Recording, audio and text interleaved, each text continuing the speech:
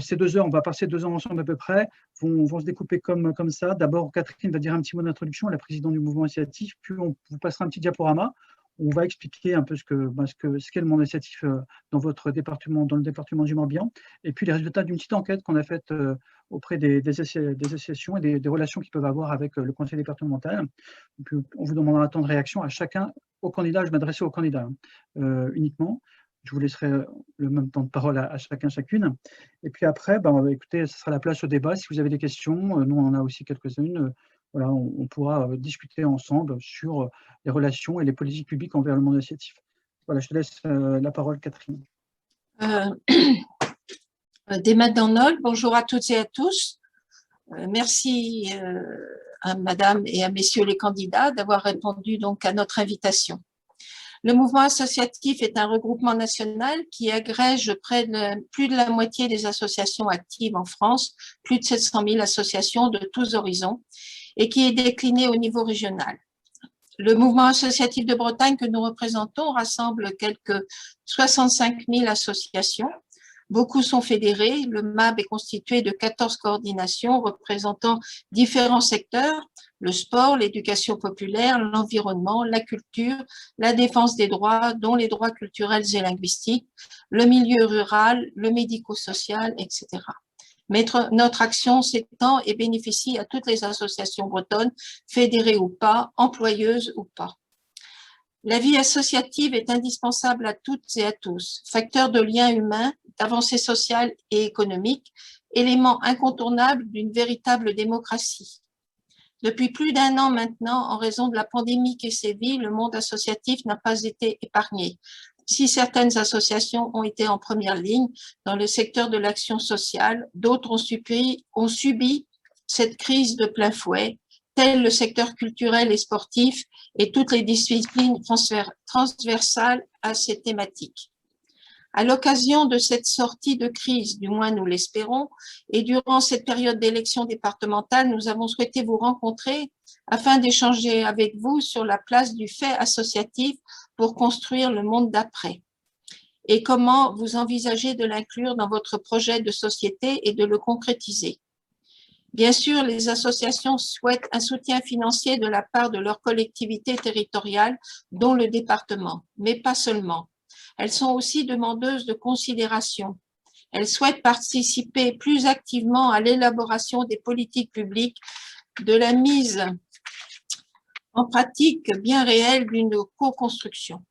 Autre point qui nous préoccupe et qui, dans les années à venir, risque pour certaines de nos structures associatives d'être important, la crise économique qui pointe à l'horizon. D'autres sujets tels que l'environnement, les transitions climatiques, économiques, qui sont aujourd'hui encore du domaine de la réflexion, vont-ils être traités demain par la collectivité dans le respect de chacun et dans l'intérêt de tous nos concitoyens départementaux? Autant de questions qui rejoignent certainement celles de mes collègues et sur lesquelles je vous laisse la parole. Trugere des Merpers en Emvod. Encore merci de votre participation à cet échange.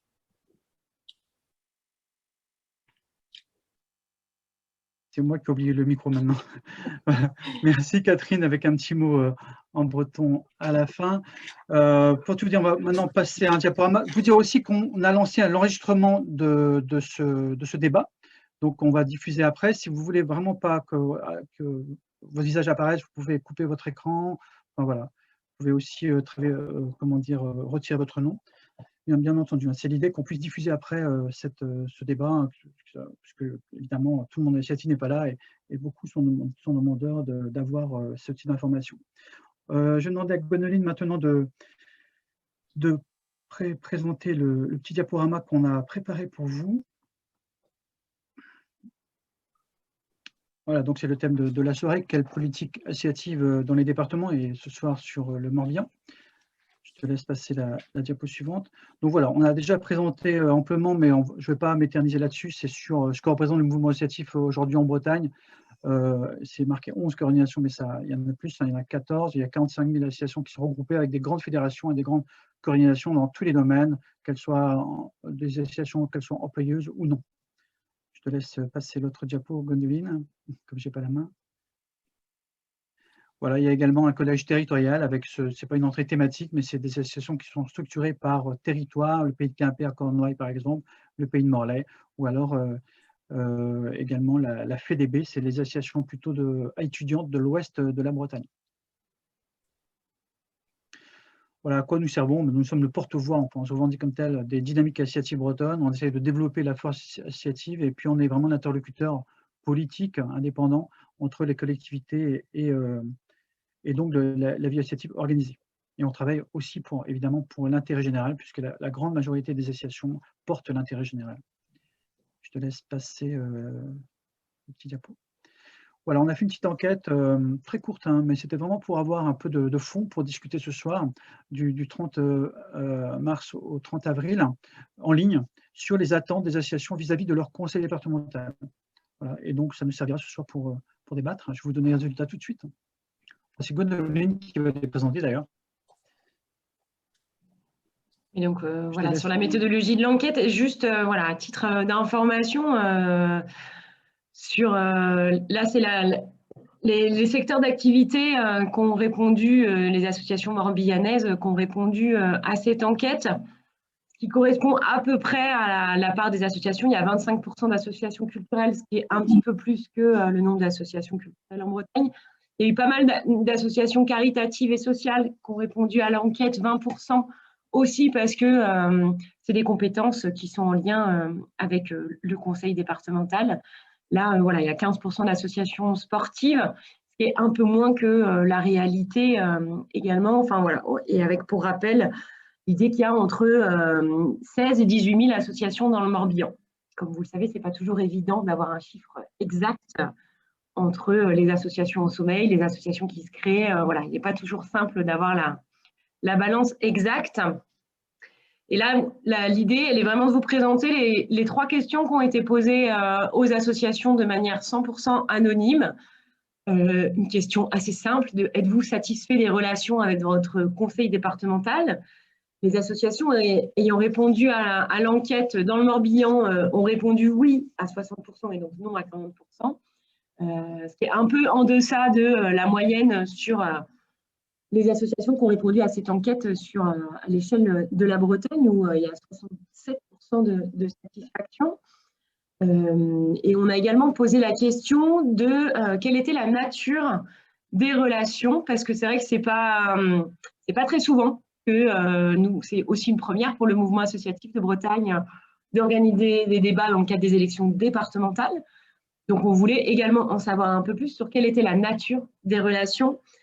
Donc, dans les associations qui ont répondu, voilà, il y a 75% qui ont un soutien financier de la part du conseil départemental du Morbihan, 45% qui ont un partenariat politique, alors qu'ils participent à des démarches de concertation, qui ont des partenariats d'action, 25% qui ont un partenariat technique avec de la mise à disposition de locaux, de matériel, et également 15% qui n'ont aucune relation avec le conseil départemental, en sachant que voilà, la totalité ne fait pas 100%, bien sûr, puisqu'on peut très bien avoir une relation financière avec une relation politique, une relation technique. Donc, certaines associations émergeaient voilà, sur plusieurs types de relations.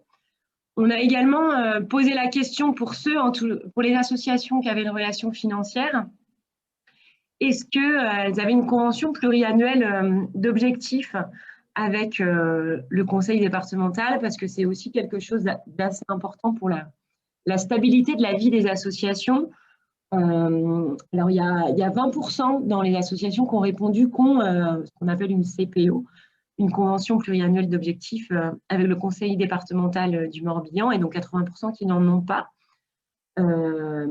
Là où, à l'échelle de la Bretagne, voilà, on avoisine presque les 40% d'associations qui ont des conventions pluriannuelles avec le conseil départemental. Donc là, voilà, un petit gap par rapport au département du Morbihan. Et une question voilà, qui nous paraissait également importante, de quelles étaient les attentes des associations vis-à-vis de leur conseil départemental, sans forcément de temporalité. C'était nous aussi des propositions qu'on faisait. La première attente à 95% des associations qui ont répondu est un soutien financier, aussi parce que comme Catherine le rappelait dans l'introduction, on est aussi dans une situation notamment de crise économique. Donc, voilà, c'est aussi important d'être soutenu financièrement. La deuxième attente, là, qui est un peu plus forte finalement dans le Morbihan que sur le reste de la Bretagne, c'est une attente en termes de dialogue et de rencontre, où 80% là, des associations sont vraiment en attente dans le Morbihan d'avoir voilà, ces espaces d'échange, en tous les cas, entre le département et les associations. Ensuite, à 40%, il y a la co-construction des politiques publiques.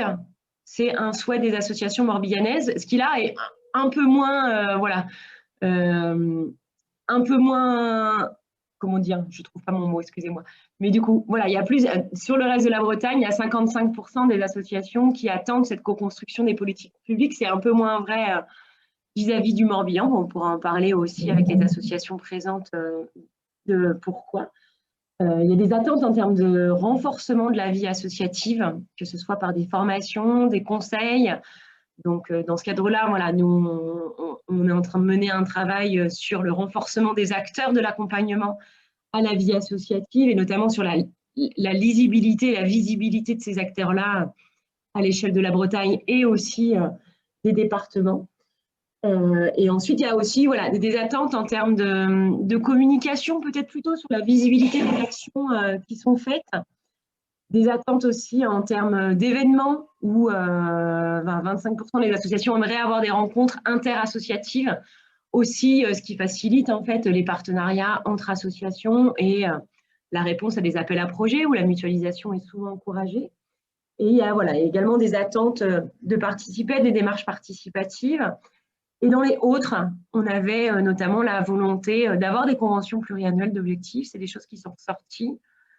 Et là, voilà, c'est dans les autres, on avait demandé de préciser, donc je vous mets ce qui est ressorti, c'est de ne pas être considéré comme des prestataires et de ne pas être sur de la commande annuelle. Donc voilà, ça va aussi ensemble de cette idée de renouveler, d'avoir un partenariat sur le long terme. Donc voilà, je m'arrête là pour laisser la parole, peut-être des réactions dans un premier temps de la part des candidats, et puis après, on pourra…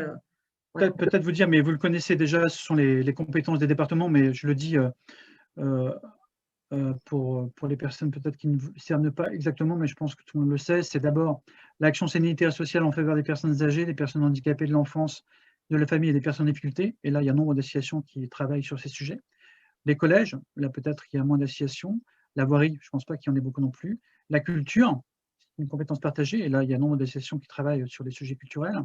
L'équipement des zones rurales, peut-être moins d'associations là aussi. Et enfin, la protection de l'environnement et des patrimoines naturels, et là, on sait qu'il y a nombre d'associations qui travaillent sur ces sujets. Donc, pour vous dire les relations avec donc, les conseils départementaux. Bon, voilà un peu notre petite enquête. Alors, on va procéder comme ça. Si, je vais vous demander si vous avez des réactions. Alors, je m'adresse aux candidats et candidates. Je vous propose de lever la… Alors, vous avez une petite main, là, vous savez, je pense que vous connaissez un peu l'outil maintenant. Vous avez une petite main en bas, là, que vous pouvez lever. Voilà, en réaction, là, vous mettez voilà, une petite main comme ça, tac. Et donc, je vous donnerai la parole et puis après, on fera le tour. Ceux qui veulent réagir, si vous ne voulez pas réagir, vous me dites. Hein, puis voilà. C'est bon. Alors, hop, non, il faut que je les retire. Est-ce qu'il y a des réactions par rapport à ça? Est-ce que vous êtes surpris ou est-ce que vous attendiez à ça? Je vous laisse. Mathieu Glaz, et je vais noter après qui veut parler. Je vous laisse la parole, monsieur. Merci. Je voulais savoir, entre les 16 000 et 18 000 associations que vous avez indiquées dans l'ensemble du Morbihan, l'enquête, elle repose sur quel nombre de réponses, en fait, pour avoir une idée On est sur une centaine de réponses. Ça a été en effet une enquête flash sur un temps court. On est sur une centaine de réponses dans le Morbihan. D'accord. Je trouve ça, en tout cas, les enseignements assez proches des constats que nous, on a pu faire dans notre réflexion programmatique pour les départementales. Vous savez peut-être que au cours du mandat écoulé, depuis 2015, les subventions accordées par le département aux associations ont baissé de près de 5 millions d'euros. Donc, ça peut peut-être expliquer aussi pourquoi les associations morbihanaises ont le sentiment d'être un peu moins écoutées, entendues, considérées que celles du reste de la Bretagne. Sur effectivement, là aussi, le manque de dialogue, ben, je pense qu'il y a peut-être un lien à chercher de ce côté-là, mais on pourra peut-être en débattre plus tard. Bien, je vous remercie, monsieur Glaz. Est-ce qu'il y a des réactions par rapport à ça? Je vois des gens qui arrivent. Monsieur, alors, j'ai pas votre nom, comme vous n'avez pas votre nom affiché, c'est monsieur Corjoli, c'est ça? De l'UDB. D'accord. Moi, je ne suis pas trop surpris, notamment dans les attentes où on voit un soutien financier à 95%. Et dans les relations aussi, on voit une nature des relations à 115% financières. Parce qu'aujourd'hui, on a, c'est vrai qu'avec les difficultés que le milieu de la culture notamment rencontre, et le milieu social, associatif social aussi, on se rend compte que ça va être la future, enfin les prochaines grosses attentes de la prochaine mandature au niveau du département. L'UDB, ça fait, est bien connu du milieu associatif, hein, 40 ans de vie politique sur la Bretagne, et on est très proche du milieu culturel. Donc moi, je ne vais pas non plus ce soir m'attarder sur notre soutien au milieu culturel breton, hein, que ce soit sur nos langues, sur l'enseignement, ou sur la signature de la charte de la langue bretonne. Mais nous, notre grosse attente au niveau du milieu associatif dans ses relations avec le département, ça va être de cibler sur la prochaine mandature, et on y travaillera dans le cadre du budget prévitif si on est élu, de cibler des attentes, de répondre en fait à des attentes du milieu associatif très forte, notamment sur le social, qui est la plus grosse compétence du département, hein. Voilà. Aujourd'hui, même si on est membre d'associations comme les Amis de la Confédération Paysanne, c'est évident qu'on ne va pas prioriser nos actions vers ce type d'association. Par contre, après, tout ce qui peut toucher aussi à l'emploi, notamment par le tourisme, c'est aussi une grosse problématique qu'on a aussi envie de traiter. Après, nos relations avec le milieu associatif sont surtout des relations de terrain.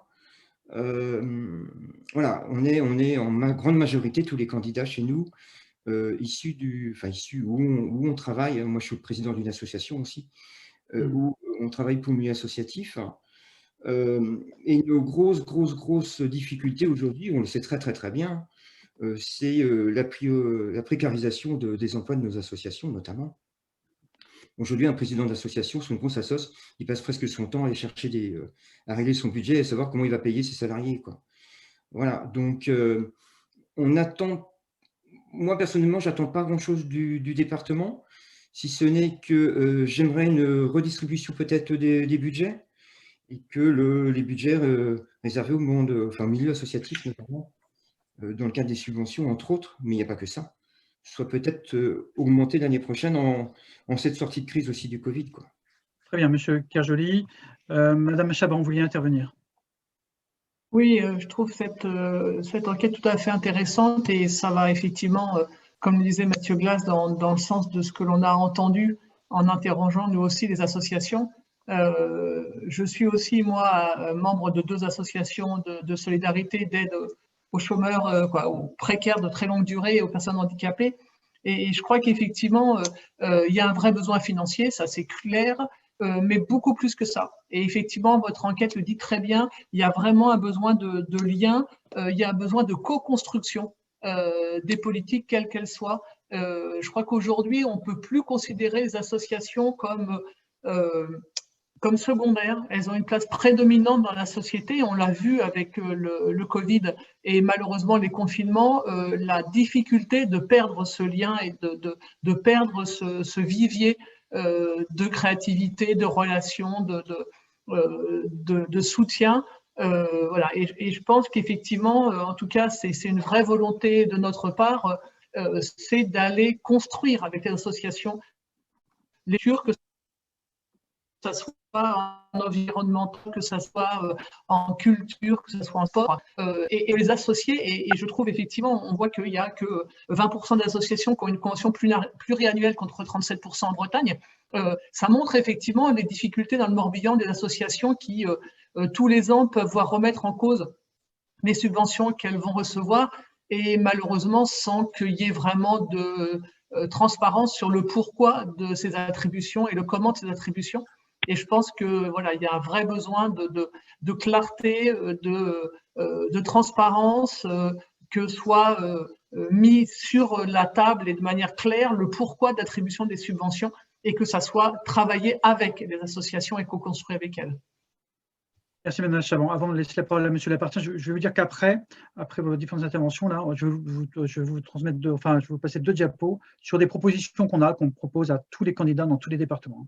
Je vous laisse la parole, Monsieur Lapartien. Oui, bonjour à toutes et à tous. Je crois que tout d'abord, on s'accordera tous sur l'importance du rôle associatif. Madame Chabran vient de le dire, mais les associations jouent un rôle fondamental dans tous les domaines. Vous avez cité tout à l'heure les domaines d'action qui sont les leurs. Ils interviennent vraiment à tous les niveaux, mais un point fondamental, c'est d'abord le vivre ensemble.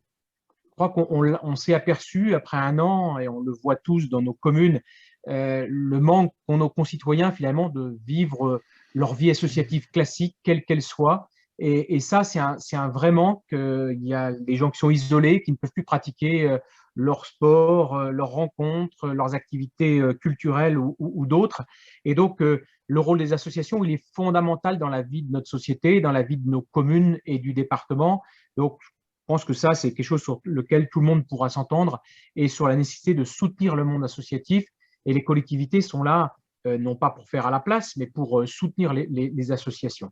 Moi, je voudrais juste préciser quelques points, parce que c'est vrai que des analyses ou des chiffres, on peut en faire quelques conclusions, mais tout à l'heure, M. Glaise a dit, voilà, le département a baissé de 5 millions son aide aux associations. D'abord, ce n'est pas 5, c'est 4, mais la baisse, elle a eu lieu de 2015 à 2016, tout simplement parce qu'il y a eu la loi NOTRe qui est passée par là.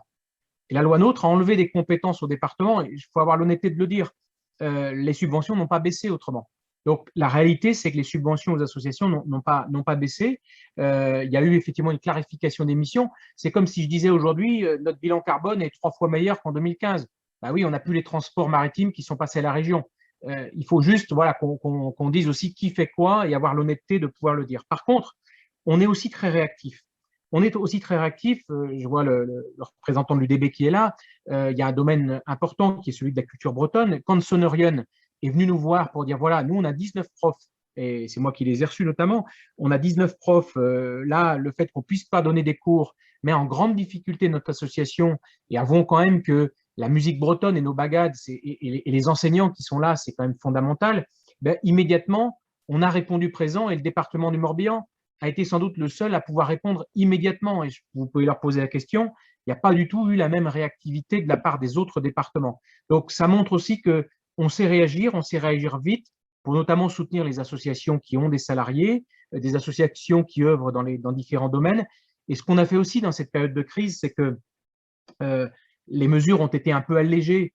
On sait bien que voilà, il y a des subventions qui ont été touchées, des événements qui n'ont pas pu avoir lieu. Ben, on se dit que voilà, ce sera à valoir sur ce qui va se passer aussi après. On a essayé d'être relativement plus léger pour pouvoir répondre à la vie des différentes associations. Ça ne veut pas dire que tout est parfait, ça ne veut pas dire qu'il n'y a pas des choses à améliorer, mais on voit qu'un certain nombre d'associations attendent quand même un soutien effectivement financier du département. On peut se réjouir que la bonne santé financière du département lui permette de continuer à œuvrer dans ce domaine. Alors après, sur les conventions pluriannuelles, avantages, inconvénients. Dans certaines collectivités, vous avez des conventions parce que vous répondez à des appels à projets, à finalement une politique qu'on a définie pour vous. Nous, on accompagne plutôt parfois la politique qui est celle définie par les associations, et c'est peut-être une singularité du département du Morbihan. Par contre, là où je peux rejoindre certains, c'est qu'effectivement, quand on a des salariés dans une association, et là, il faut qu'on puisse parfois permettre d'avoir une visibilité un petit peu plus lointaine, parce que le rôle d'employeur d'une association, on ne doit pas mettre les employeurs en situation de stress, de savoir si les salariés pourront continuer à être payés l'année d'après. Donc, il y a peut-être des choses qui peuvent être encore améliorées, et ça aussi, c'est dans le projet de la majorité départementale. Bien, je vous remercie. Je ne vois pas d'autres demandes d'intervention. Je vous propose de passer deux diapos. Je te laisse la main, Gwendoline, sur les propositions qu'on fait au candidat. Et après, on entrera dans les questions.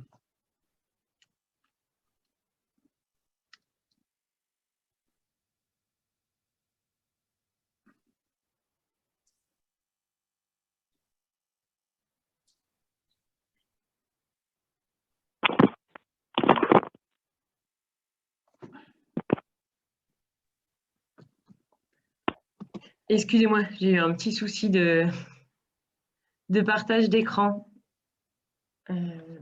Voilà. Donc voilà, c'est notre plaidoyer voilà, qu'on adresse auprès des candidats au conseil départemental du Morbihan et d'ailleurs, et aussi en lien avec le plaidoyer qu'on a sur le conseil régional.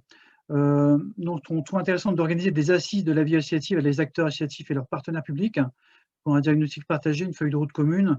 On l'a déjà fait au niveau régional, certains départements bretons l'ont fait, et on trouve que l'intersectoriel, le fait de se rencontrer entre associations, c'est aussi le pouvoir public qui doit pouvoir le faire, l'organiser, et ça produit souvent énormément de choses derrière. Sur les chartes d'engagement réciproque, on trouve ça aussi intéressant d'organiser, de signer des chartes, d'en dire, bah voilà, on vous reconnaît comme partenaire monde associatif organisé, et entre départements et associations, il y a un département en Bretagne qui l'a fait. Sur la nomination de vice-président ou vice-présidente dédiée à la vie associative, c'est en termes de visibilité et aussi évidemment de politique publique dédiée derrière, c'est pour nous un signal important, avec une commission vie associative au sein du conseil départemental, quand il n'y en a pas.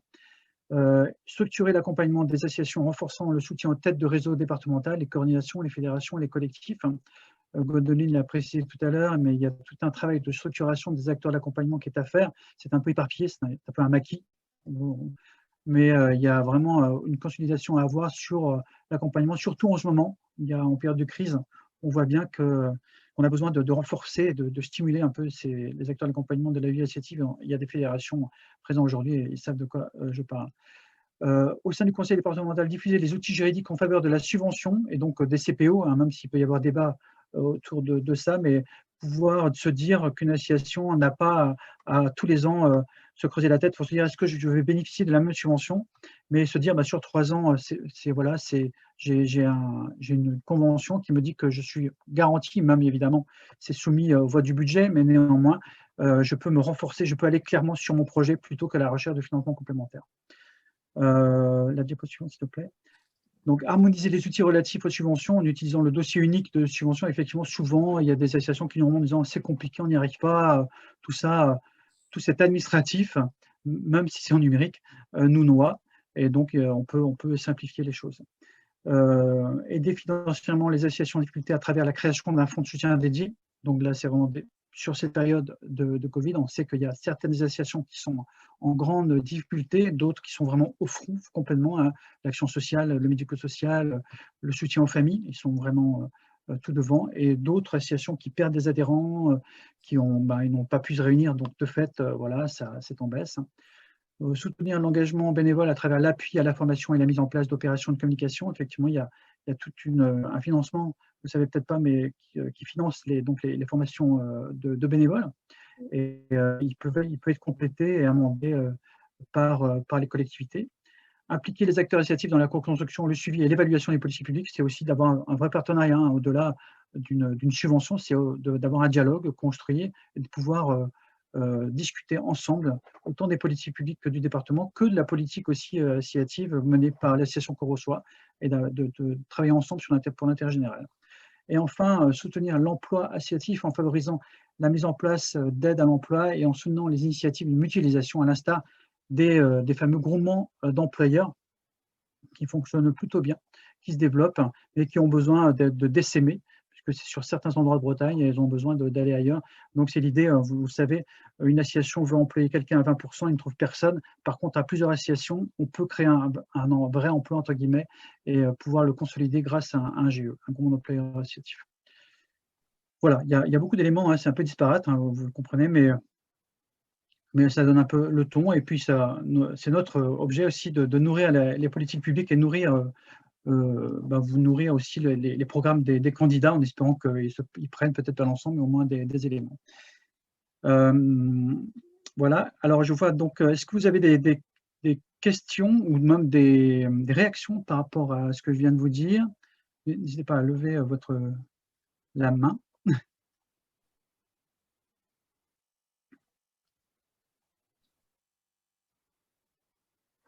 Non, ça vous va? Alors, il y a 2 mains qui se sont levées. Je ne sais pas qui était en premier, mais peu importe. Je vous laisse la parole, monsieur Facchinetti, parce que vous n'avez pas encore parlé. Puis après, je vous laisse la parole, monsieur Curjoli. D'accord. Oui, effectivement, merci. Effectivement, il est intéressant de noter qu'actuellement, au département, il n'y a pas de vice-présidence à la vie associative. Je pense que c'est quelque chose qui devrait absolument exister parce que, comme on l'a déjà beaucoup dit, mais c'est vrai que les associations sont un deuxième rempart à la vie en société. C'est quelque chose qui vraiment tisse le lien dans notre société et plus que jamais, on en a besoin. Il y a quelque chose qui sera de plus en plus important, c'est que la crise qui va nous tomber dessus, ça va être une crise sociale principalement. On en voit les prémices, mais il est évident que demain, le soutien aux associations va jouer un rôle d'amortisseur et malheureusement, toutes les politiques publiques ne seront pas toujours là, sur le terrain, pour vraiment répondre au cas par cas sur des spécificités qui vraiment font partie du savoir-faire des associations. Là-dessus, il y a quelque chose vraiment à soutenir. Et d'autre part, c'est le bénévolat. Moi, je suis engagé dans la Ligue des droits de l'homme et on a de plus en plus de cas vraiment très particuliers qui nous remontent de situations qui sont liées à la situation actuelle. Je suis aussi président d'une association de soutien aux réfugiés. Et c'est pareil, dans ces conditions, on fait vraiment face à des particularités qui ne sont pas toujours prévues dans le cadre légal. Donc là aussi, on est en soi des partenaires de l'action publique et des politiques locales. Donc je pense qu'il est absolument incontournable aujourd'hui de prendre la mesure de ça et de faire en sorte que demain, les associations aient une place, pas seulement de prestataires. J'entendais parler tout à l'heure d'appels à projets, par exemple. C'est bien les appels à projets, hein, ça sert une partie, mais c'est pas nécessairement tout le temps la bonne façon de faire avec les associations. Il faut absolument, et d'ailleurs c'était le sujet du questionnaire, d'ailleurs dont on voit que c'est principalement des associations qui ont recours au soutien financier du département qui ont répondu. Hein. Mais bon, je pense que c'est techniquement que ça s'est fait comme ça, mais voilà, en tout cas les réponses sont des associations qui travaillent à mon avis déjà beaucoup et qui sont très sensibles à la question départementale sur la gestion des associations. Mais voilà, je pense qu'il faut absolument redonner plus que jamais et aujourd'hui un lien au bénévolat qui en plus se délite. On le voit dans les associations aujourd'hui. L'éloignement fait que les bénévoles s'éloignent des associations. Et ça va avoir, à mon avis, des conséquences. Donc, c'est maintenant qu'il faut agir. Et voilà, c'est quelque chose que nous, on a identifié dans notre proposition pour la campagne électorale. Je vous remercie. Monsieur Curjoli, vous voulez intervenir, puis après, Madame Chabran. Je vous laisse la parole. Avec votre micro ouvert, s'il vous plaît. Oui, je ne sais pas si c'était Monsieur Louarn ou pas. Bon, oui. Bon, allez-y, Madame Chabran. Monsieur Louarn vous passera. Non, monsieur. Quand je vous vois Louarn, je vous appelle Louarn, mais c'est Monsieur Curjoli. Je laisse la parole, Madame Chabran. Excusez-moi. Oui, une vice-présidence à la vie associative, effectivement, ça me semble très important. Les subventions sont transverses, bien sûr, et les vice-présidences ont chacun un rôle à jouer dans le sport ou la culture ou l'économie, peu importe. Mais une vice-présidence à la vie associative permettrait effectivement d'avoir des politiques claires en associant les autres vice-présidences quand il est nécessaire, mais d'avoir un service dédié vraiment aux associations qui rejoindrait les points que vous mettez en avant, entre autres la formation, l'aide juridique, l'appui aux associations en difficulté et effectivement la plateforme dans le style des plateformes d'employeurs pour permettre le partage éventuel de salariés entre les associations. Donc je pense que c'est vraiment quelque chose qui est fondamental. Et je rajouterai, moi, bien sûr, une de vos demandes qui est la charte entre le département et les associations qui me semble fondamentale pour des questions d'éthique et de transparence. J'ai été adjointe au maire aux associations il y a quelques années dans une très grosse ville de 60 000 habitants, donc il y avait plus de 300 associations. Et c'est ce que j'ai commencé à faire. J'ai commencé par mettre en place une charte des associations que j'ai proposée à toutes les associations et nous avons monté une commission d'attribution des subventions de manière à ce que les subventions soient attribuées de manière parfaitement transparente et parfaitement claire, avec effectivement des subventions sur projet qui permettaient d'avoir des projets sur 2 ans ou 3 ans. Avec ça permettait d'éviter l'énorme écueil qui est chaque année, je redépose ma demande de subvention, je ne sais pas ce que je vais avoir, et du coup, quelque part, je réitère toujours la même demande sous forme souvent de subventions de fonctionnement pour être sûr d'avoir mon petit pactole quelque part. Et ça empêche le dynamisme des associations et ça porte préjudice aux projets que les associations peuvent porter. Donc, je pense qu'effectivement, une charte claire sur les engagements réciproques avec des critères d'attribution des subventions et possibilité d'attribuer des subventions sur plusieurs années pour des projets qui seraient pluriannuels, ça me semble extrêmement important. Et bien sûr, un soutien très fort aux associations qui sont dans la solidarité et qui ont des salariés. Voilà, et ce sont choses qui sont pour nous très importantes et qu'on a fait apparaître effectivement dans notre programme. Très bien, je vous remercie, Mme Chabron. On n'a pas eu de très bonne connexion, mais bon, on vous a entendu quand même. Monsieur Corjoli, je vous laisse la parole. Oui, vos propositions coulent de bon sens, on peut qu'y abonder. Alors après la vice-présidence, d'accord, mais si c'est pour créer une vice-présidence supplémentaire, sans équipe derrière, une vice-présidence, ok, mais avec un bureau unique qui serve de relais en fait entre les différents services du département. Voilà, pas forcément non plus sur les spécialisations que peut avoir le département sur le transport, le tourisme, le social. Il faut que ce bureau unique ait aussi des moyens, donc avec un budget, pour servir de relais en fait aux attentes des associations. Qu'on ne se retrouve pas à faire des demandes en allant éplucher à chaque fois les budgets du département pour savoir si là il y a une petite chance d'avoir un peu d'argent. Bon, voilà. Après, moi, j'aimerais aussi proposer peut-être au niveau des départements, mais ça vaut aussi pour les autres départements bretons, hein, peut-être un baromètre annuel du moral des associations. C'est-à-dire les difficultés qu'on a pu rencontrer dans l'année, que ce soit la rédaction quand on dépose un dossier. Et encore, il faut remercier le département quand même, la majorité actuelle, parce que quand on veut déposer un dossier aujourd'hui sur le site du département, c'est quand même très, très facile, comparé notamment à la région Bretagne, donc quand on fait une demande d'aide. Mais je m'arrêterai là dans les flatteries, monsieur l'appartient. Après, ce baromètre ne servirait pas qu'à faire remonter nos difficultés, mais aussi peut-être les bonnes initiatives qui ont été mises en place aussi au niveau du département, à créer des liens entre nous. Parce que on est quand même pas mal isolés dans nos associations. Hein. Moi, je milite beaucoup dans le milieu communautaire de la santé, notamment l'association Aide. Et on a des difficultés en fait à travailler avec d'autres associations qui, elles, s'occupent plus des migrants, des femmes à la rue, de la prostitution. Voilà. Donc, on manque d'une grosse structure au niveau du département qui soit capable de fédérer nos actions. Nous faire remonter aussi, notamment sur tout ce qui est social, les difficultés que d'autres associations qui s'occupent bien d'un secteur spécifique peuvent rencontrer. Voilà. Par exemple, aujourd'hui, il y a des associations d'aide aux étudiants qui nous font remonter, notamment à l'association Aide, des problèmes de précarité menstruelle, notamment pour les jeunes filles en faculté. Bon, ils nous connaissent, donc on a affaire directement à elles, mais si on avait un bureau unique qui serve aussi de relais sur les attentes de nos associations, pour nous permettre de travailler comme ça en tiroir, j'avoue que ce serait quand même une bonne chose aussi, au niveau institutionnel. Hein. Très bien, je vous remercie, M. Corjoli. Est-ce qu'il y a d'autres demandes d'intervention? M. Lappartient, je vous laisse la parole. Oui, très, très rapidement.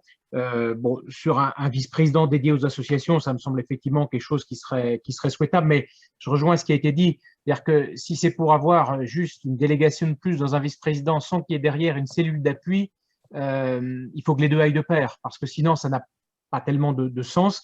On voit en fait qu'il y a sans doute besoin effectivement d'une cellule d'appui technique, juridique, d'accompagnement, y compris de porte d'entrée, on va dire, sur les dispositifs départementaux. à l'exception peut-être des grosses associations qui agissent vraiment dans le champ du département directement. Je vais prendre la DMR par exemple. Bon, là, elle agit sur d'autres politiques du département. Elle ne va pas forcément passer par ce canal-là. Mais pour l'ensemble des autres associations, ça semble effectivement adapté. Et on a débattu de ce sujet-là aussi dans les candidats de la majorité pour effectivement mettre en place une cellule d'appui, on va dire, juridique, technique pour les associations qui va de pair effectivement avec le sujet de vice-président en charge des associations. Je pense que un autre sujet qui est celui de l'accompagnement des structures employeurs et notamment de la mutualisation. Parce qu'on sait bien qu'il y a de l'emploi potentiel dans le monde associatif. Il y a des grosses associations, j'ai cité la DMR par exemple, qui sont structurées, qui savent gérer ça. On a des petites associations pour qui avoir souvent un seul salarié, c'est assez compliqué finalement de faire toutes les démarches. Alors dans le domaine sportif que je connais particulièrement bien, on a le comité départemental olympique et sportif du département du Morbihan qui vraiment aide les associations, qui fait toutes les fiches de paye, qui fait vraiment tout un tas de choses. Et je pense que ça, c'est formidable. Aujourd'hui, ce n'est pas tout à fait un groupement d'employeurs. Donc là, le CDOS, il intervient pour le compte encore de ses clients, mais c'est déjà une sacrée aide de pouvoir, et ça, je pense qu'on a besoin de ça, et ça peut être peut-être possible dans d'autres domaines que le domaine du sport. Et puis à côté, favoriser les groupements d'employeurs, c'est aussi quand même souvent pérenniser le contrat des personnes en question. Et donc, la cellule d'appui ou la cellule d'aide, en tout cas, et de conseil aux associations, pourrait aussi avoir ça comme mission parce que ça semble important. Et à l'heure où la situation va être quand même assez difficile, il y a quand même un gisement d'emploi dans le monde associatif et fédérer les associations qui pourraient être employeurs au taux de groupement d'employeurs semble être une piste aussi à privilégier. Très bien, je vous remercie pour vos différentes interventions. Est-ce qu'il y a des questions des représentants associatifs présents ici, général ou particulier? Oui, je vois la petite main qui se lève de Louise Potel. Je vous laisse la parole à Louise Potel. Merci. Oui, je n'ai pas activé. Non, c'est pas grave. Oui, je voudrais revenir sur ce qui vient d'être dit, notamment sur l'accompagnement des associations employeuses. Le CDOS, bien sûr, fournit un travail notamment auprès des associations sportives, mais la Ligue aussi fournit un travail pour ces associations affiliées. Hein. Nous sommes fédération d'associations et au-delà de notre centre de ressources d'information du bénévole, nous sommes labellisés CRIB. Et nous sommes centre de ressources pour la vie associative, donc CRVA. Nous proposons aussi à nos associations affiliées des services tels que la gestion de la comptabilité, la gestion également comme le CDOS de la paye pour les associations employeuses, un service assurance, puisque nous avons notre propre courtage en assurance, et nous avons aussi tout un tas de questions associatives qui nous arrivent, que ce soit par le biais des services associatifs mairie ou par des associations qui se créent. Par exemple, nous accompagnons les associations et il nous semble aussi important que les têtes de réseau qui font déjà ce travail ne soient pas oubliées dans cette construction future. Et c'est parfois intéressant d'avoir des gens qui pratiquent ça au quotidien et depuis... je ne donnerai pas un nombre d'années puisque nous sommes actifs en France depuis 155 ans, mais il serait important de ne pas oublier ces têtes de réseau comme le mouvement associatif, la Ligue, le CDOS et bien d'autres. Voilà. Merci. Très bien, Madame Potel. Des réactions à l'intervention de Luce Potel? Non, je n'ai pas vu de petites mains se lever, donc... Moi, j'avais une question, je vous l'adresse parce que je l'avais préparée. C'est le rapport entre conseil départemental et EPCI. Et voilà, comment est-ce que vous pouvez, dans la contractualisation que vous avez avec les EPCI de votre département, comment est-ce que vous pourriez associer et dialoguer avec les associations de ce niveau-là, de ce niveau EPCI? Oui, je ne sais pas si vous comprenez ma question, mais c'est-à-dire que quand vous contractualisez, comment inscrire le monde associatif dans ces niveaux de contractualisation? C'est un peu technique peut-être, mais je trouve que c'est important parce que le niveau EPCI prend quand même beaucoup d'ampleur. Et aujourd'hui, l'association a surtout comme interlocuteur souvent la collectivité, comment dire, la mairie. Sauf que le niveau monte au niveau EPCI et souvent il y a comme ça une fracture qui se passe et les associations ne sont pas parfois représentées dans les actes de contractualisation. Alors, je ne sais pas qui veut s'exprimer sur ce sujet, lien département EPCI. Monsieur Lapartien, je vous laisse la parole. Oui, alors peut-être sur ce sujet-là. Aujourd'hui, le département a des liens directs avec toutes les communes, aussi avec les EPCI, mais pas forcément autour du sujet directement des associations. Les contacts sont plus informels quand une association est aidée par son EPCI et par le département. Et je pense, enfin, ce qui est prévu, on en a discuté nous, c'est que si la majorité reste majoritaire, c'est notre souhait, eh bien, c'est que derrière, il y a des relations peut-être un peu plus privilégiées aussi avec les EPCI, non pas à la place des relations avec les communes, parce que je ne suis pas toujours un très grand défenseur des EPCI, mais pour autant, ils sont là, ils ont un rôle à jouer, et dans des associations de taille un peu supra, justement, qui ont des relations, ne serait-ce qu'en qualité d'employeur ou par rapport à des porteurs de projets assez importants, il semble en tout cas que la relation département EPCI, voire tripartite parfois, parce que la commune, il y a des histoires de locaux parfois qui sont communaux, enfin, doivent être peut-être privilégiés dans ce qu'on a dit tout à l'heure, peut-être des conventions un petit peu plus réannuelles, parce qu'il y a des projets qui s'inscrivent un peu dans le temps. Il y a des associations qui refont tous les ans un peu la même chose et c'est très bien, il faut continuer à les aider. Mais il y a des associations sur des projets qu'il faut aider à continuer, à porter. Et c'est là où je pense qu'on aura à renforcer les liens avec les EPCI. Et moi, j'ai prévu, si nous sommes élus, d'avoir des réunions beaucoup plus fréquentes avec les présidents d'EPCI et d'avoir ce dialogue avec eux. Je vous remercie. Madame Chaban, vous avez demandé la parole, je crois. J'ai cru voir une main se lever. Oui, je pense que là, on est sur un sujet extrêmement important des échanges entre les différents échelons et de communication. Et je pense qu'il y a effectivement une nécessité absolue d'avoir ces échanges.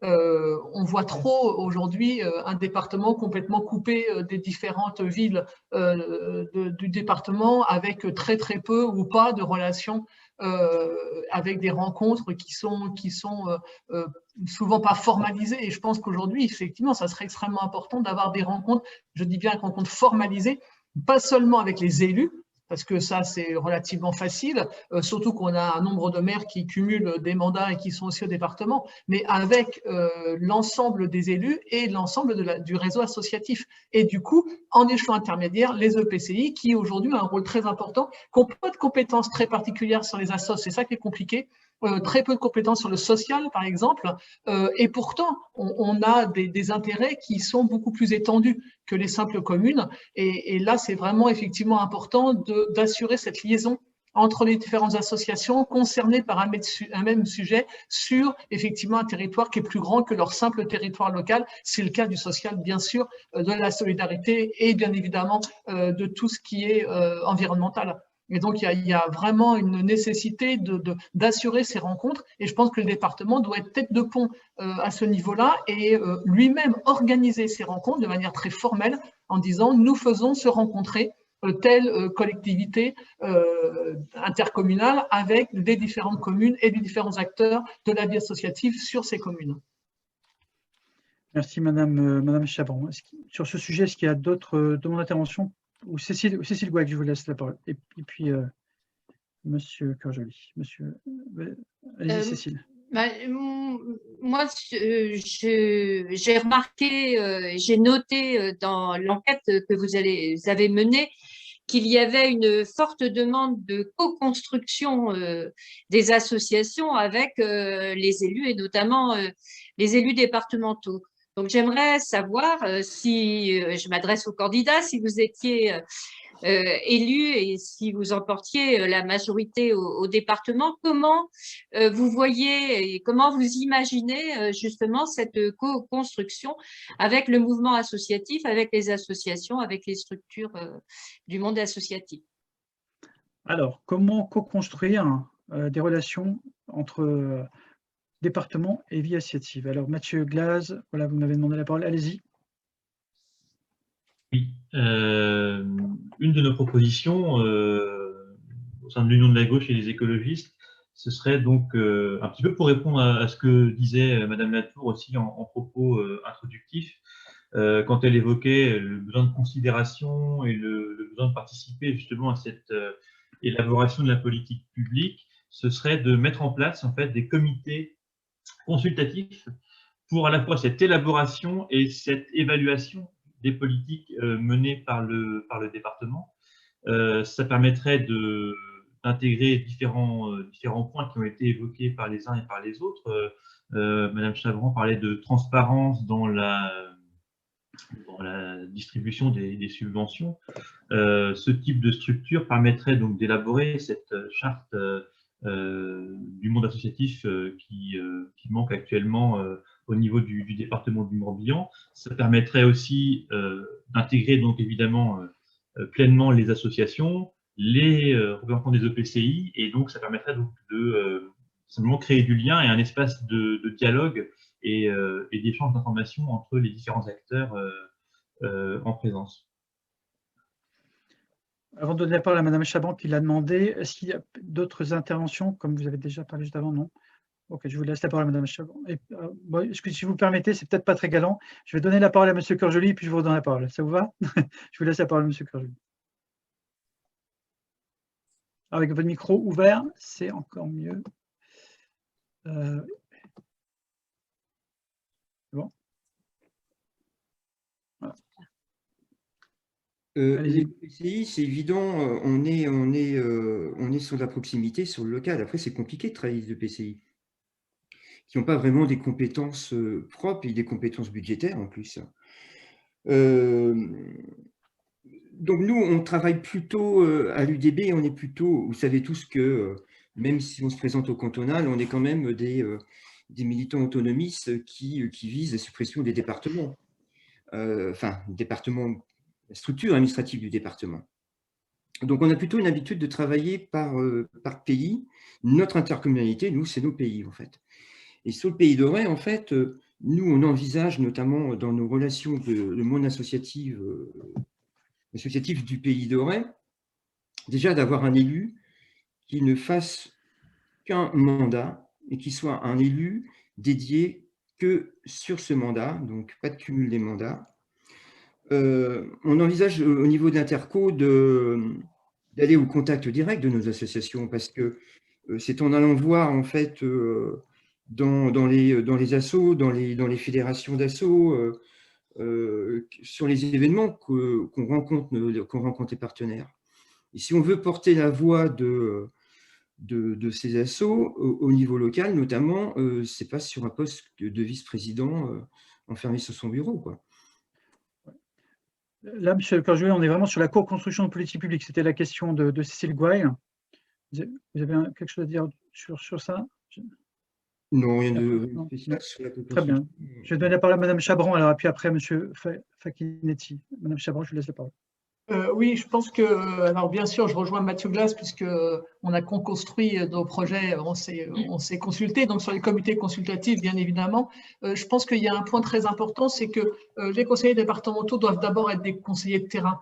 Et je pense qu'une de nos missions principales, c'est d'aller à la rencontre, bien évidemment des citoyens, mais des associations qui quelquefois les représentent, les associations qui interviennent. Et je pense que voilà, il faut qu'on soit attentif aux associations, que l'on puisse aller à leur rencontre, aller à leurs assemblées générales, par exemple, avoir des moments pour les recevoir.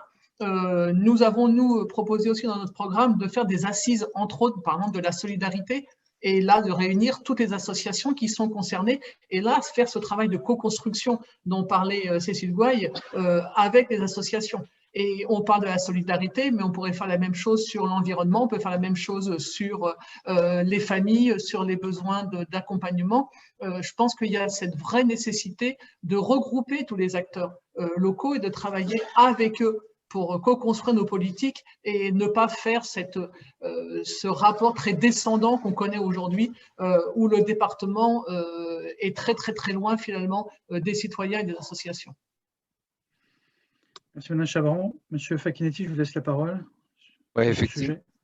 Ouais, bon, je rejoins tout à fait ce que dit Isabelle, hein. De toute façon, on est sur le même canton dans la même équipe. Donc voilà, elle a repris ce que j'allais dire. Mais ceci dit, il y a quelque chose qui me paraît absolument important aussi de ne pas oublier, c'est que les associations, c'est pas des entités économiques. Les associations, ce sont des entités qui ont un projet associatif. Et là, il y a souvent des actions, voilà, avec la vie publique. Et il est important que quand on prenne une décision, pour ou quand on décide de conduire une politique sur un sujet, dès lors que les associations sont concernées, il s'agit de les inclure dans le dispositif qui va conduire. Donc, on parlait de commission. Bon, on peut imaginer toutes sortes de dispositifs, mais n'empêche que l'objectif, c'est de faire vivre le projet des associations. Et ça se fait en les impliquant directement au niveau de là où sont prises les décisions. C'est vraiment ça, c'est-à-dire de les faire rentrer dans le cœur du dispositif quand c'est possible. C'est pas toujours possible, faut être tout à fait honnête, mais n'empêche que c'est le projet, j'insiste vraiment là-dessus, c'est le projet des associations qu'il s'agit de défendre. C'est pas la technique autour, c'est pas se dire tiens on va faire un appel à projet parce que ça va. Non, c'est le soutien, c'est déjà le soutien au projet. C'est ça qui me paraît absolument incontournable. Bien, merci. Merci pour votre intervention. Monsieur Lapartien, je vous laisse la parole. Oui, alors sur ce point de la co-construction, moi je pense que le rôle du département, comme d'autres collectivités, il est plutôt d'accompagner les projets associatifs. Ce n'est pas à nous forcément de les définir. Il y a beaucoup sur le terrain, il y a énormément d'initiatives dans quelques domaines que ce soit, culturel, environnemental, social, sportif. Laissons un peu les initiatives se créer. Nous, effectivement, on doit pouvoir les accompagner dans des procédures, on va dire, claires et transparentes. Mais il faut faire aussi attention que parfois, et on le voit nous en tant qu'élus, quand vous déposez un dossier de subvention au département, finalement, on vous laisse faire votre projet en tant que commune. C'est la même chose. On l'aide, on l'accompagne et les dispositifs sont connus. À la région, on va vous choisir votre projet à votre place pour répondre à l'appel à projet. Et donc, c'est d'ailleurs paradoxalement beaucoup moins clair.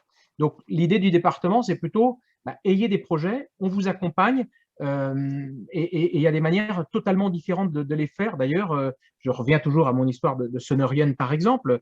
Eh bien, quand vous prenez le bagad en classe qui va se monter avec le bagad de Ruisse à Sarzeau ou avec une association à Malétroit qui est totalement différente, eh bien, on a des initiatives différentes, des réponses qui peuvent être un peu différentes, mais pour autant un processus un peu unifié au sein du département. Donc, la co-construction, elle ne doit pas non plus on va dire, empêcher toute initiative. Moi, je suis vraiment pour que les associations vivent leur rôle. Nous, on est là pour les accompagner, mais pas pour faire non plus à leur place et définir comment elles doivent faire leurs choses.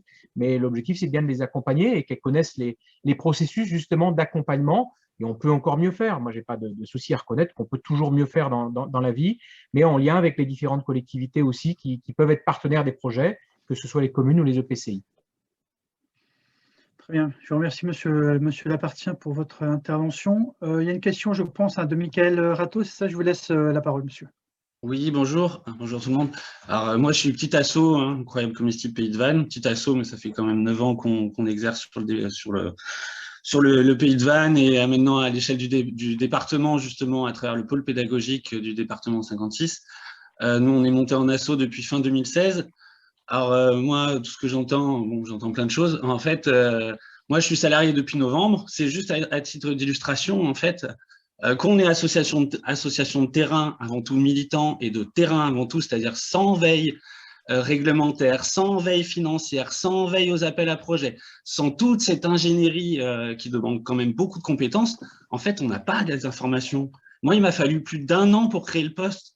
Et finalement, j'ai dû le créer en CDD d'usage, quoi, parce que le contexte actuel, c'est compliqué, etc. Nous, on n'a aucune subvention publique, on est tout en autofinancement. Déjà, il faudrait pouvoir répondre aux appels à projets, il faudrait déjà en avoir la connaissance des appels à projets. En fait, moi, je me pose la question, pourquoi, tout simplement, quand on crée une association, donc on est référencé, on a un statut, on a un RNA, un CIRES, si on le demande, un siège social, pourquoi à cette création-là, on ne reçoit pas déjà des documents de base, quoi, des organigrammes, des postes, des personnes ressources sur qui, pour tel ou tel sujet s'adresser, En fait, dans les associations, on doit je suis désolé, je vais le dire comme ça, mais on doit se démerder jusqu'au bout, quoi. Quand effectivement on est association de terrain. Là, moi, je mène des projets avec globalement que des associations, en fait, pas des collectivités, pas des EPCI. Parce que c'est très compliqué, en fait. Alors, en plus, on est sur le Pays de Vannes, c'est quand même très vertical. Hein. Les communications avec les mairies sont quand même très compliquées. Il n'y a rien d'horizontal. Donc voilà, c'était une remarque comme ça. Mais voilà, moi, c'est vraiment ce manque d'information qui, moi, je trouve fondamental. Hein. Vraiment, il faut aller chercher en permanence. Et la moindre petite information, ça peut prendre des semaines, quoi. Des semaines. Et puis, quand on a la personne contact, qui nous dit « Ah bah non, c'est pas moi qui m'occupe de ça ». Bon, voilà, c'était une petite remarque comme ça. Merci.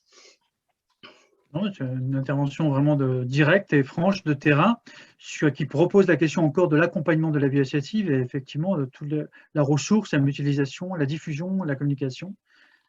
Je ne sais pas si vous voulez intervenir par rapport à ce témoignage fort hein, qui est… Non, pas de demande d'intervention. Madame Chaban. Et monsieur… Madame Chaban, allez-y. Oui, je ne veux pas redire ce qu'on a dit, mais voilà, ça repose effectivement le sujet d'une structure d'accompagnement et d'un service dédié. Et quand on parlait de vice-présidence à la vie associative, bien évidemment, ça entendait d'avoir des services derrière qui soient en capacité d'accompagner les personnes et les associations et de leur donner effectivement tous les éléments dont parlait monsieur Rateau. Et effectivement, il faut un soutien assez costaud auprès des associations pour qu'elles puissent se dévouer ou se consacrer, c'est mieux, au travail qu'elles veulent faire et à leur objet social, et que le département soit derrière pour effectivement simplifier les démarches, la vie juridique, les obligations, les déclarations et toutes choses qu'on connaît qui sont effectivement plutôt compliquées. Donc voilà, un service dédié avec du personnel, avec du budget qui puisse faire effectivement ce lien et accompagner les associations. Merci Mme Chaban. Monsieur Corjoli, vous vouliez intervenir, je crois. J'ai cru voir… Après, attention aussi, il ne faut pas que se reposer sur le département. Hein. Je pense que les associations, il faudrait peut-être aussi se réinventer un petit peu, se fédérer, hein, parce que le mouvement associatif breton qui est très très riche, il est quand même un des mouvements associatifs bretons qui est le moins fédéré, le moins rassemblé. Hein.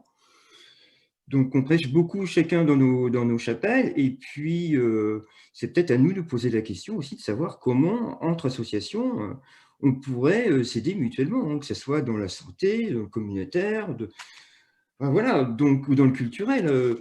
On a de multiples chapelles, il faut sûrement se poser la question de savoir comment, demain, on peut peut-être travailler mieux ensemble, quoi.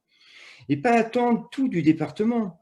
On est capable, entre assos aussi, de se conseiller mutuellement sur le montage d'un dossier, sur le recrutement et toutes les difficultés qu'on a à recruter après un salarié. Voilà. Je ne pense pas qu'il faille attendre tout que ce soit d'une commune, d'une interco ou du département, sachant que le département aura à la rentrée, là, et déjà, hein, on voit très bien des difficultés, notamment sur toute cette fin de crise sanitaire, entre guillemets, avec des difficultés monstres à relever derrière. Je ne connais pas, Yannick, je ne connais pas les chiffres de l'emploi associatif dans le Morbihan, mais vous écriviez il n'y a pas très longtemps dans le peuple breton l'emploi c'était 10%, 10,4% l'emploi associatif en Bretagne. Quand on sait que l'emploi privé. Voilà. Pas de l'emploi en général, de l'emploi privé. Oui, oui, mais quand on sait que le tourisme, c'est seulement 8%, et qu'aujourd'hui, notamment dans nos politiques, dans les politiques qui sont mises en place sur le tourisme dans le Morbihan, voilà, on priorise peut-être le tourisme, qui en plus n'est pas un tourisme qui porte vers nos associations. Si on faisait encore un tourisme aujourd'hui on a un tourisme de niche quand même. Si on avait un tourisme qui mène nos touristes vers le milieu associatif culturel, hein, la découverte de nos langues, la découverte des bagades, de notre patrimoine, hein. Mais on a un tourisme aujourd'hui qui est sur la côte, qui ne rentre pas dans les terres. Alors, peut-être aussi au niveau du département, mettre un petit peu moins d'argent sur la promotion du tourisme, les fameux 400 000 € là, et mettre un peu plus d'argent sur le soutien à l'associatif culturel. Très bien, Monsieur Curjoli, vous parlez, ouais, on dérive vers le tourisme, mais effectivement, il y a des associations de tourisme, en particulier qui gèrent des centres de vacances, qui sont en grande difficulté en ce moment et qui ont sans doute besoin d'aide. Je vous laisse la parole, Monsieur Lapartien, vous vouliez intervenir. Juste pour les chiffres, hein, il y a 100 000 salariés dans le monde associatif en Bretagne. Alors, je n'ai pas le chiffre départemental, je l'ai peut-être que Gwénoline là, mais j'imagine que c'est entre 15 et 20 000, je pense, il faudra vérifier. Mais voilà, effectivement, c'est 10% d'emplois privés. Excusez-moi, voilà, je vous laisse la parole, Monsieur Lapartien. Oui, je suis assez d'accord avec ce qui vient d'être dit juste avant, c'est-à-dire qu'il ne faut pas non plus tout attendre du département. Il y a plein de choses qui peuvent se faire à l'initiative des associations. Et tout à l'heure, je crois que c'était Mme Potel qui disait les têtes de réseau aussi sont importantes. C'est-à-dire que quand, par rapport à l'intervention qui a été faite tout à l'heure, quand il y a aussi des associations qui se créent, elles sont souvent dans un domaine déterminé où il y a quand même souvent déjà des associations qui sont fédérées, que ce soit dans le domaine du sport, de l'enseignement, du social ou d'autres. Ces têtes de réseau sont aussi quand même souvent des relais déjà à part entière. Il y a déjà des fédérations qui existent, dans la culture bretonne, il y en a aussi, et qui sont quand même des associations qui peuvent aussi aider les autres. Donc, on ne va pas non plus tout réinventer et tout avoir du centralisme départemental. Je crois qu'il y a le monde associatif, et c'est sa grande force. Il est aussi quand même tout à fait capable de se fédérer pour tout ça. Et puis, je dirais qu'entre le tourisme et l'associatif, on a les moyens de faire les deux. Donc, l'idée, c'est pas non plus c'est 11% du PIB le tourisme, donc il faut quand même faire. Et 400 000 €, ça ne nous paraît pas non plus totalement illogique. C'est plutôt aussi bien perçu par les professionnels, mais ça ne va pas se faire au détriment de la politique associative. La politique associative, elle doit être menée. Aujourd'hui, c'est plus de 15 millions qui sont d'aides directes aux différentes associations, donc c'est quand même pas neutre. Et le département n'a pas l'intention de baisser la voilure sur les aides aux différentes associations. Donc, c'est pas l'un au détriment de l'autre, parce qu'effectivement, il y a énormément d'emplois privés qui dépendent du monde associatif. Mais voilà, les têtes de réseau peuvent être aussi quand même, il me semble, une bonne manière de pouvoir le faire. Et on sait bien, moi j'étais président d'une différentes associations et d'une association sportive locale pendant 10 ans. Je sais aussi les difficultés que c'est à l'époque de remplir les dossiers de subvention, à l'époque CNDS, aux mairies. Quand on est sur une association qui est à l'époque un territoire plus vaste, il faut remplir un dossier par commune, c'est pas les mêmes dossiers. Franchement, on y passe ses soirées à faire tout ça. Donc c'est vrai que si on peut aussi simplifier toutes ces mesures-là, je pense qu'il y a encore du travail sur la planche. Oui, si je peux me permettre de donner mon point de vue, on a tout un travail en cours actuellement sur la restructuration, je vous disais un petit peu ça tout à l'heure, des acteurs de l'accompagnement avec les services de l'État. On va revoir les labels, revoir les différents niveaux d'accompagnement, aussi le financement. C'est un gros chantier, mais je vois bien qu'effectivement, vu les réactions, il est particulièrement pertinent, quoi. Voilà, on va rentrer dans le dur de chantier, je vous le dis, en début 2022, on sera région expérimentale en France pour mener ça à bien. Alors, est-ce qu'il y a d'autres questions à poser aux différents candidats et candidates des acteurs du mouvement associatif? Non. Autrement, ce que je vous propose, c'est que je vous pose une dernière question, et puis on va se laisser là. On s'était donné 1h30, 2 heures, mais bon, on n'est pas à la minute près, loin de là. Une toute dernière question, c'est, et en conclusion, si vous êtes demain dans l'exécutif, ou si vous restez dans l'exécutif, pour M. Lapartien, que ferez-vous de nouveau pour les associations morbihanaises? Voilà. C'est clairement une question assez pratique, hein, mais qu'est-ce que vous ferez dans votre politique en tant que membre de l'exécutif départemental?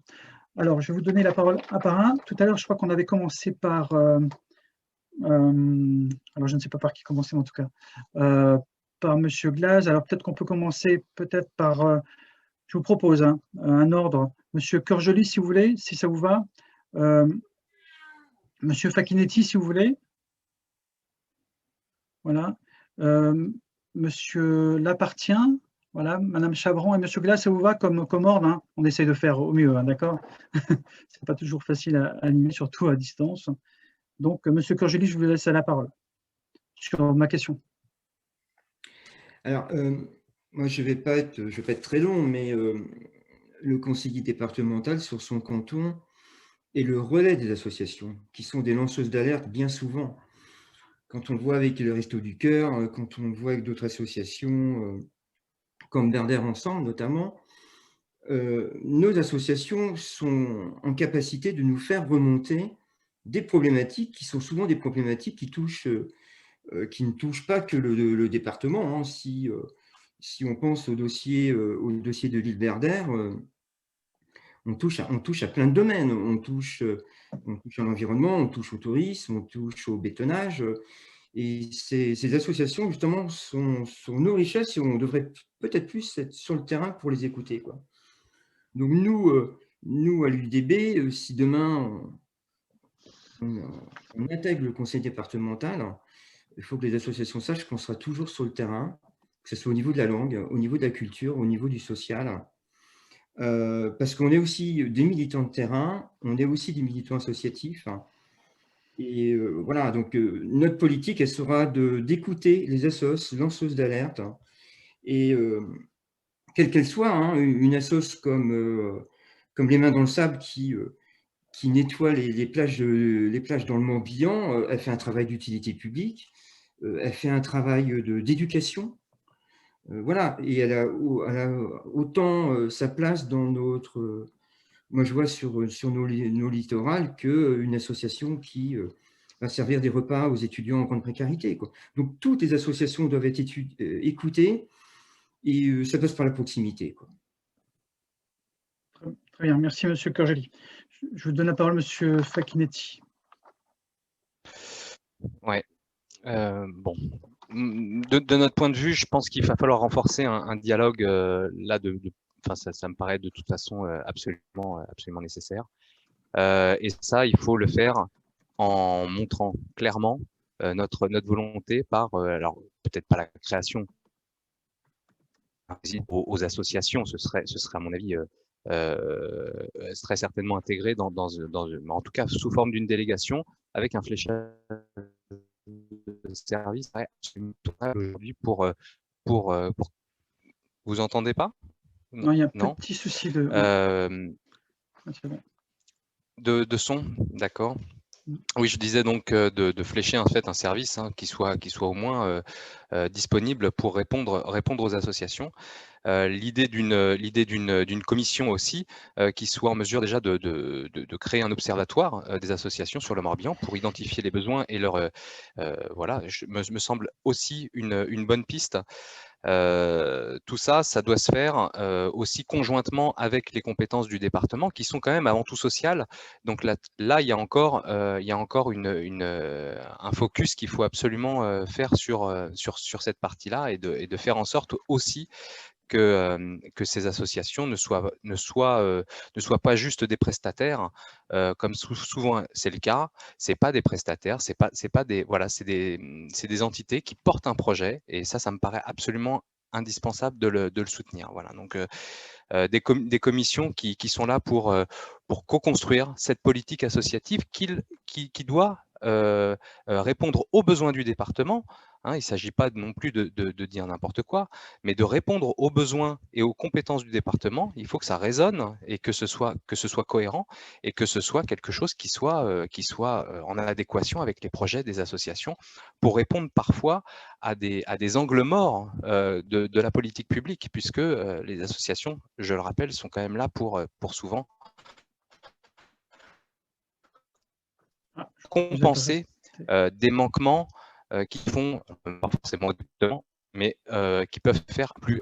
Je pense aux politiques migratoires, puisque c'est un de mes cœurs de sujets associatifs, mais voilà, il y a des manquements qui se font et dont les associations portent le complément. Donc voilà, il est important que ça se fasse ensemble, voilà, tout simplement. Je pense que c'est quelque chose qui me paraît très important.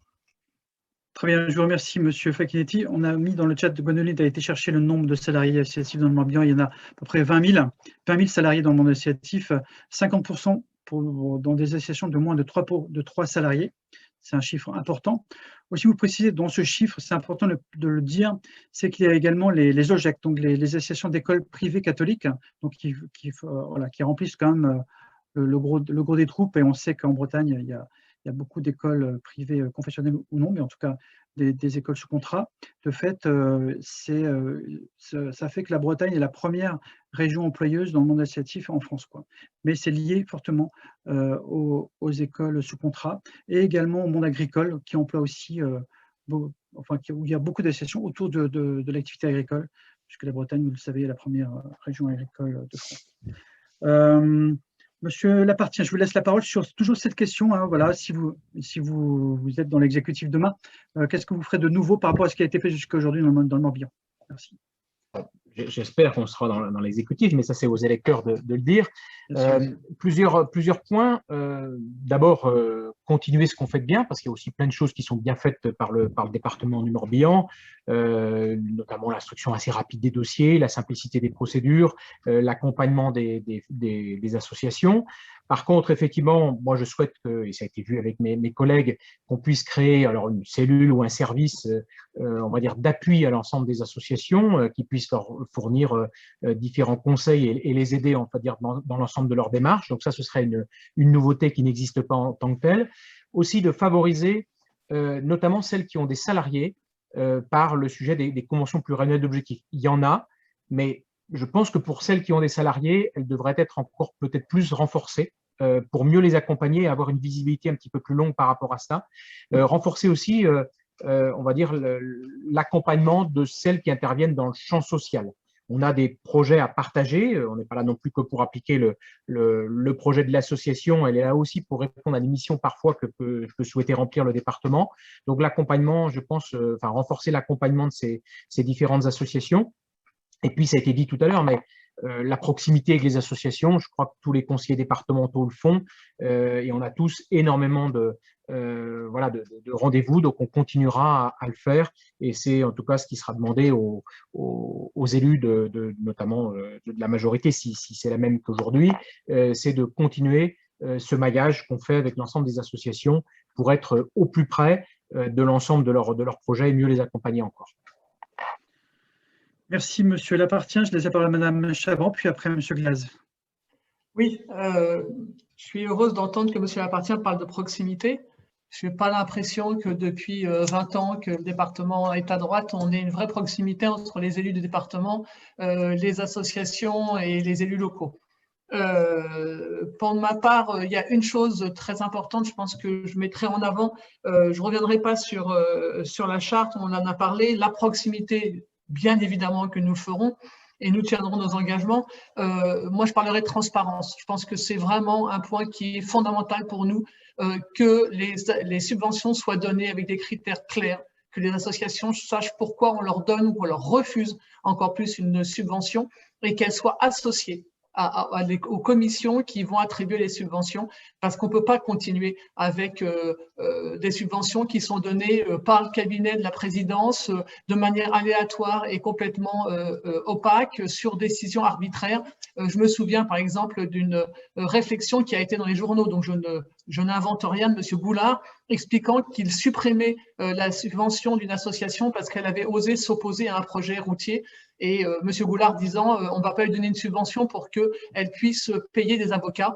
C'est pas possible. On ne peut pas continuer comme ça et on ne peut pas avoir des subventions qui sont données sur un système de clientélisme. Donc, nous mettrons en place des critères extrêmement clairs et une transparence absolue sur la manière dont les subventions sont attribuées. Merci Madame Chabran. Et pour terminer, Monsieur Glaz. Oui, je ne vais pas revenir sur tout ce qui a été dit. Hein. Je pense que cette idée de service d'appui aux associations fait largement consensus entre les personnes présentes ici ce soir. Je ne vais pas revenir non plus sur ce que vient de dire Isabelle Chabran, puisque je suis en phase avec ce qu'elle vient d'exprimer. Je voudrais simplement rappeler que le nerf de la guerre, ça reste malgré tout l'argent. Le département n'a pas vocation à simplement conserver une gestion financière toujours plus saine et toujours plus d'excédents budgétaires. Donc, une des propositions que nous porterions si jamais nous étions majoritaires au niveau du département, ce serait évidemment d'être beaucoup plus généreux, on va dire. Évidemment, il ne s'agit pas de dépenser de façon inconsidérée l'argent public, mais en tout cas de revenir à un niveau de subvention tel qu'il pouvait l'être dans les années passées. Premier élément. Pour faire écho à ce qui a été dit par M. Rateau tout à l'heure, Je pense qu'il y a un vrai problème d'information, effectivement. Alors, ça peut être vis-à-vis des associations, ça peut être aussi vis-à-vis des éventuels bénéficiaires de ce que propose le département. Moi, je suis professeur en collège. Le département, profitant d'un réseau associatif extrêmement riche, comme vous le savez, a mis en place différents parcours éducatifs sur la promotion du développement durable, de la santé, de la citoyenneté, etc., permettant donc à des associations d'intervenir auprès des collégiens pour proposer différentes activités. Je pense au Petit Débrouillard, je pense à la Maison de la Mer sur l'Orient, je pense au CCFD Terre Solidaire ou à des activités en lien avec une information sur le harcèlement scolaire, sur les réseaux sociaux, etc. Donc, une vraie richesse, mais qui manque cruellement d'une mise en lumière par le conseil départemental. Les enseignants ne sont en fait pas au courant de ce que propose le département, et c'est dramatique. Il y a vraiment des efforts considérables à faire à ce niveau-là. Il y a un sujet qui n'a pas forcément été abordé aujourd'hui, c'est dans un autre domaine que celui de l'éducation, celui de l'insertion professionnelle. Je pense qu'il faut aussi être beaucoup plus réceptif vis-à-vis des propositions, des innovations que proposent les structures d'économie sociale et solidaire dans le département. Et puis, dans un contexte de crise sanitaire et sociale que tout le monde connaît, je pense que plus que jamais, les associations ont besoin, les structures culturelles ont besoin du soutien du département, même si ce n'est pas sa compétence première, même si la nôtre est passée par là, ça n'interdit pas au département de faire plus que le strict minimum de ses compétences. Donc, je pense qu'au niveau culturel, il y aurait aussi une action forte à mener. Très bien, je vous remercie. Eh bien, je pense qu'on peut s'arrêter là. Je vous remercie vraiment pour votre participation. Monsieur Corgeli, mais vous êtes déjà intervenu tout à l'heure, non? Vous voulez dire un petit mot? Je suis obligé d'arrêter autrement que chacun a un peu le même temps de parole, pour que ça soit un peu… Oui, moi je pense qu'il faut rester à budget constant quand même au niveau du département, peut-être devoir revoir une distribution des enveloppes au niveau du budget. Enfin, je suis administrateur civil, donc c'est un peu ma spécialité, mais endetter le département aujourd'hui, je ne pense n'est pas une bonne solution. Voilà. Bon, comme vous relancez un nouveau débat, je ne sais pas si vous voulez répondre à M. Corgeli. Non, Non, je peux juste que partager son analyse, mais on peut faire quand même un petit peu plus, me semble-t-il. Mais sans s'embêter. Bon, messieurs, dames, je vous remercie. À moins que M. Facchinetti, je vous laisse la parole, puisque comme vous êtes intervenu, pour que ce soit juste, je vous laisse la parole, M. Facchinetti. Ouais, tout simplement, il s'agit pas de venir dégrader les finances publiques. Il s'agit simplement de réfléchir des excédents de fonctionnement et de les replacer. C'est simplement ça. C'est pas de l'endettement. Dès lors qu'on fait de nouvelles dépenses, ça se traduit pas nécessairement par de l'endettement. Donc là, il y a peut-être quelque chose à réfléchir.